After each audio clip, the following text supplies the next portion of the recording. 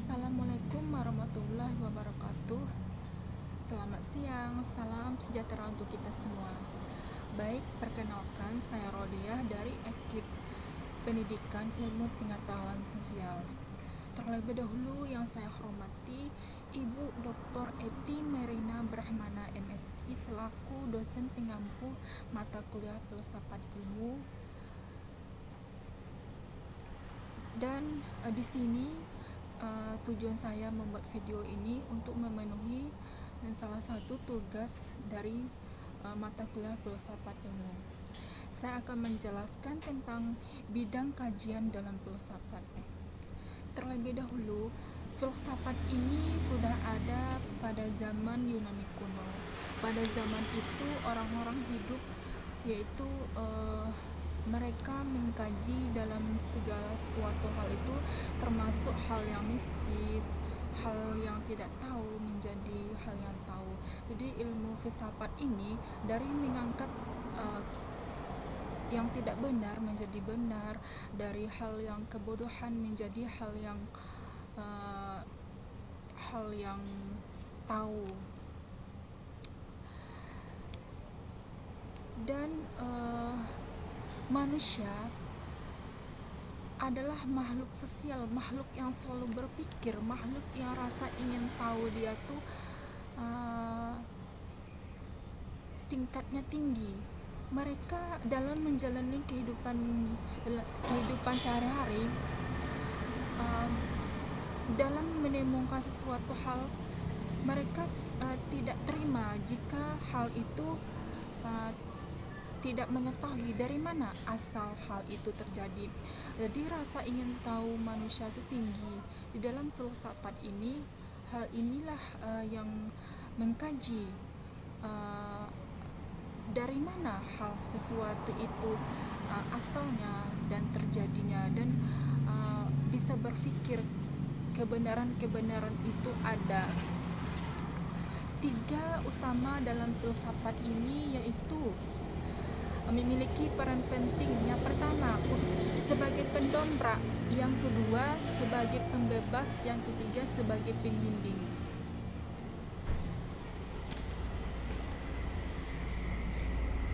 Jadi filsafat ini ilmu yang membimbing kita, ilmu yang membimbing manusia dari yang tidak tahu menjadi tahu, dari yang kacau balau dan menjadi tersusun rapi untuk menjalani kehidupannya sehari-hari. Ada tiga kajian dalam bidang filsafat ini. Yang pertama ada ontologi, yang kedua ada epistemologi, yang ketiga ada aksiologi. Yang pertama, aksiologi. Aksiologi ini yaitu bidang ilmu filsafat yang hakikatnya mengkaji tentang keberadaan segala sesuatu yang sesuai dengan tata hubungan yang sistematis yang berdasarkan hukum, ada sebab dan akibatnya. Contohnya yaitu secara fisik, kita mempunyai sahabat, terus sahabat kita tuh berubah menjadi tua atau badannya gemuk. Semakin gemuk atau lainnya, tetapi ada sesuatu yang tetap ada dalam dirinya, berarti ada sebab dan akibat. Dia menyebabkan terjadinya tua atau perubahan gemuk di dalam tubuh manusia itu sendiri. Di dalam ontologi ini ada fungsi dan manfaatnya, yaitu ontologi ini berfungsi sebagai refleksi kritis atas objek atau bidang gerapan, konsep-konsep, asumsi-asumsi, dan postulat-postulat ilmu, diantaranya asumsi dasar keilmuan, antara lain yang pertama, kita bisa merasakan dunia ini ada. dan kita dapat mengetahui bahwa dunia ini benar ada. Itu kita berasumsi gitu. Yang kedua, dunia empiris dapat diketahui oleh manusia dengan panca indera. Jadi dengan kita yang ada di dunia ini, kita dapat mengetahui dengan panca indera kita melihat dunia ini ada. Terus dengan panca indera kita gitu, kita bisa merasakan atau mendengar atau melihat lah gitu, bahwa dunia ini benar ada gitu. Terus yang ketiga, fenomena yang terdapat di dunia ini berhubungan dengan sesuatu yang terjadi secara kausal gitu. Contohnya kayak banjir, fenomena gunung meletus, dan lain-lainnya.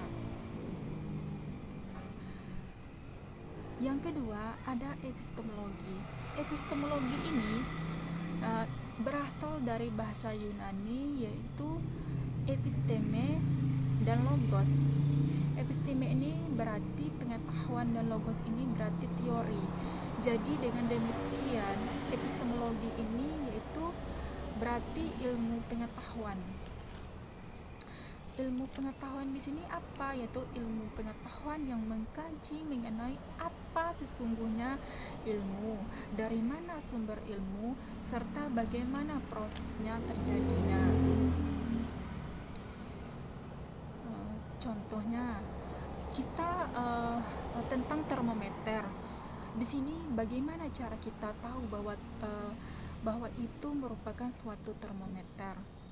Jadi dengan epistemologi ini kita kita bisa mengkaji gitu,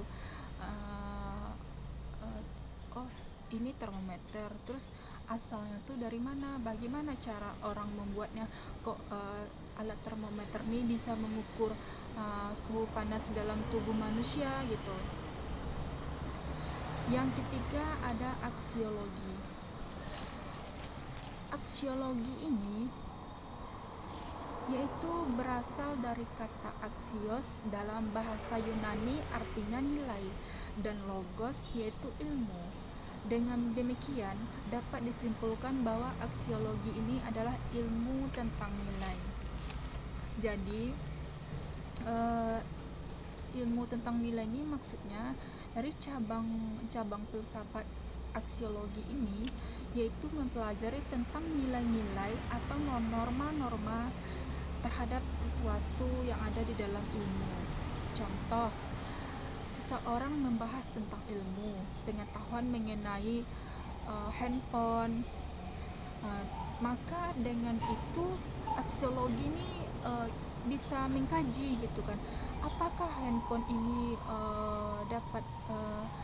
apakah seorang dapat mengetahui gitu handphone memberikan manfaat untuk kehidupan sehari-hari gitu.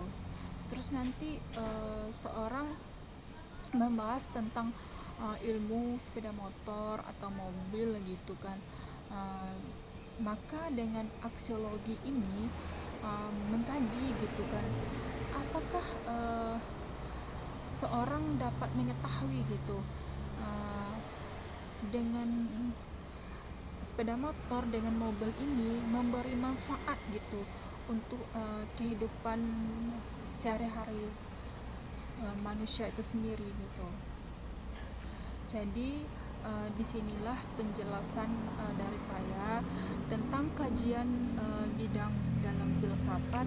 Jika ada yang salah saya mohon maaf, dan kurang saya akhiri dengan Assalamualaikum warahmatullahi wabarakatuh. Selamat siang.